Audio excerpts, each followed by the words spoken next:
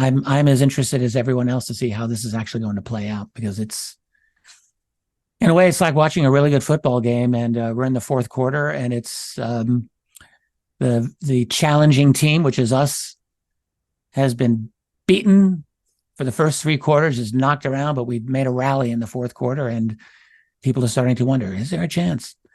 So we'll see. And it's not impossible, by the way, that a breakthrough happens. I do not consider that impossible at all. And in other words, an unwelcome breakthrough of somehow confirmed or leaked information that is just too damning to deny. Is that possible? I think it's entirely possible.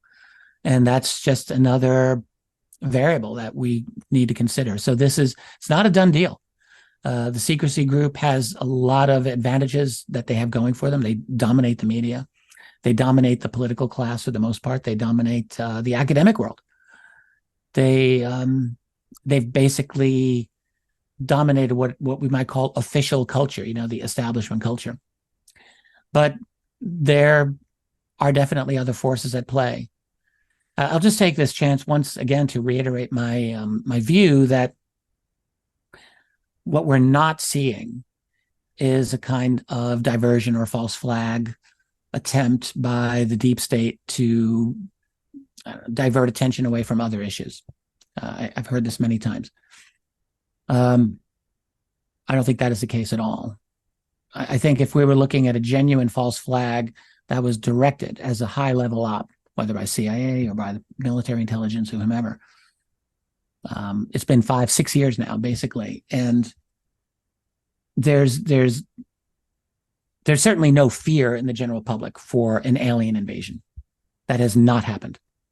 I mean, you would think with an actual false flag, one of the key things that with any of them is you have immediate narrative saturation of the public, whatever it is, and we're not seeing that. We're not seeing this overwhelming talk of threat. I hear people saying all the time, well, they're emphasizing threats. Well, who's emphasizing threats? You've got the old TTSA crowd, essentially, Elizondo, Mellon, Grush.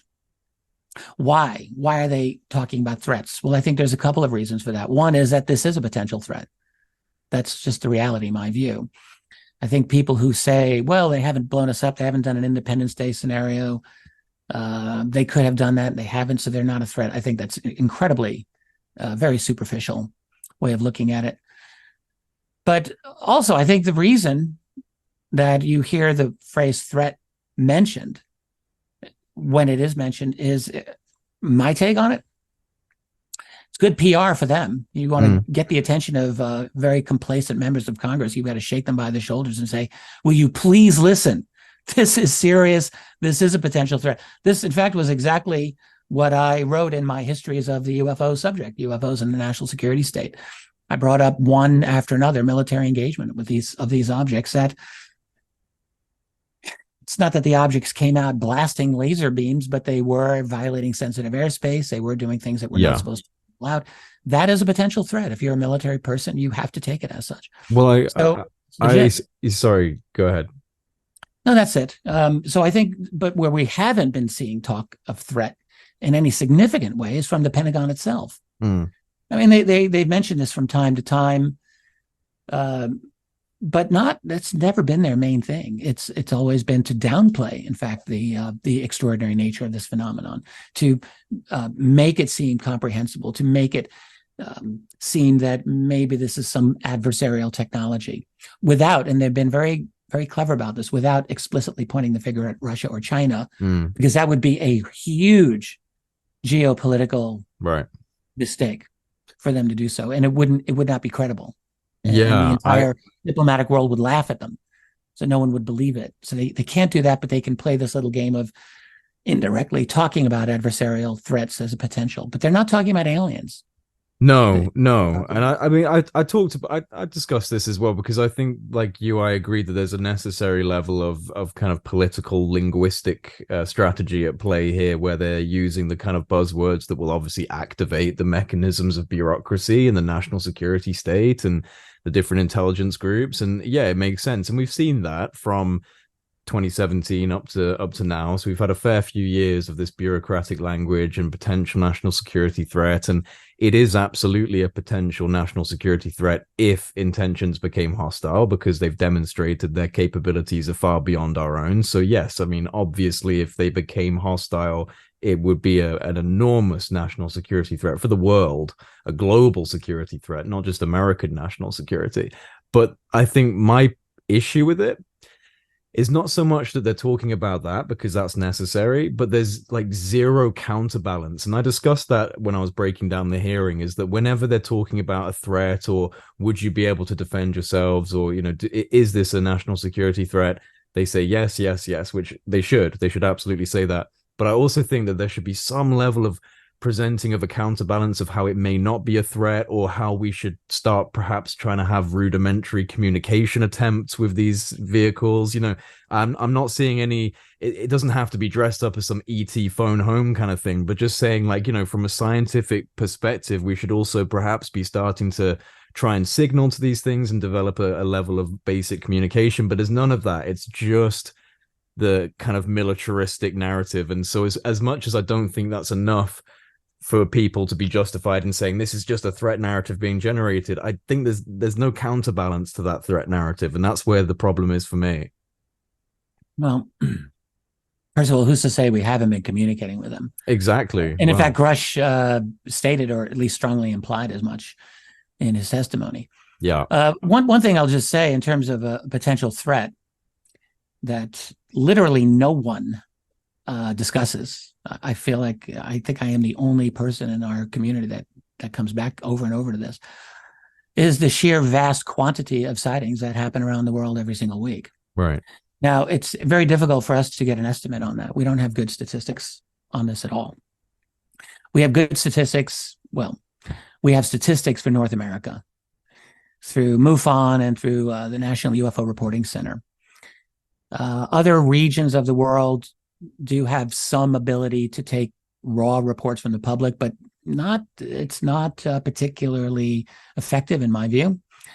Certainly, there's no question in my mind that this is going on in a very major way around the world. We do get reports from around the world, but there's no good report, or very few good reporting mechanisms from most other parts of the world. I have tried to estimate or guesstimate what I think is going on in terms of the volume of activity. And when I look at the volume of what's happening in North America, my estimate is that we're looking at many thousands of bona fide sightings in North America every year. And North America is, US and Canada, I'm saying here, are essentially 5% of the world's population. There's 95% of the world's population is out there. And am I to think that all of the UAP action is happening over the US and Canada? Cannot believe that for an instant. There's no reason to think that.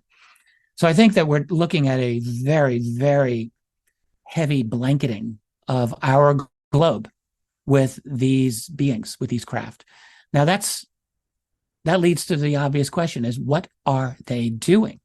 Why are there apparently so many of them?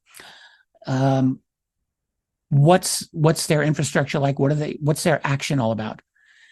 They may not be seeking to put us into a cookbook. They may not be seeking to take over the world or do instigate an open warfare. They may not be doing those things, but they are doing something that seems to be very, very important for them, that as far as I can see, takes up a significant amount of resources on their part, and a significant investment of time and energy and commitment on their part, and planning.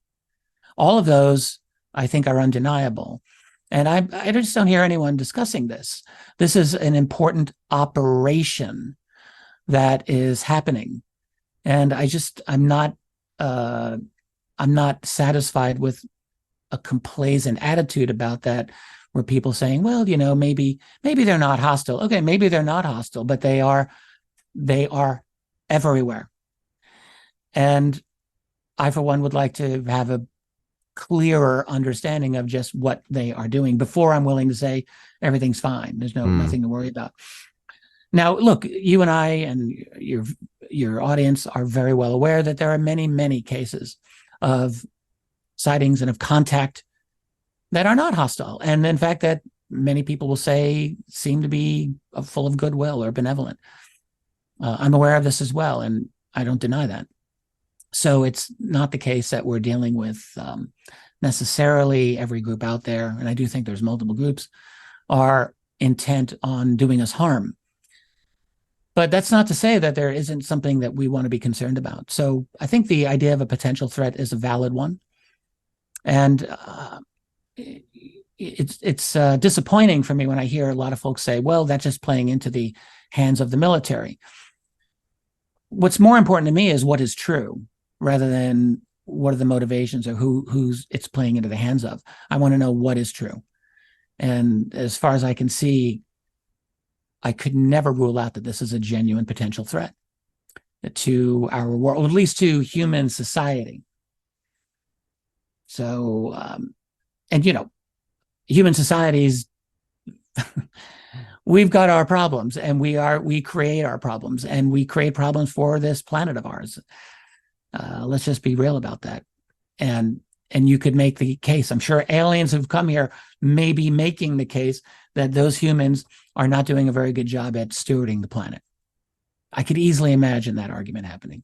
And I could easily imagine an intelligent group saying, we've got to do something about them. They've got nukes. They're wreaking environmental destruction every which way they look.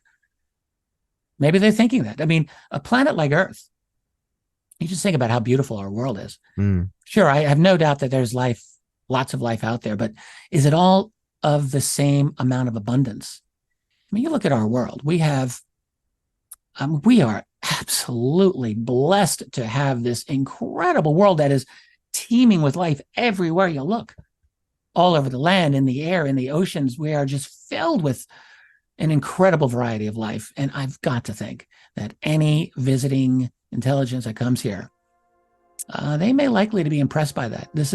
We've got a really good situation here, and one that might be valued by other groups that are out there. I don't think planets like Earth are a dime a dozen. I think we have a very special place. Despite the vastness of our universe, I think we have a uniquely beautiful world, quite possibly.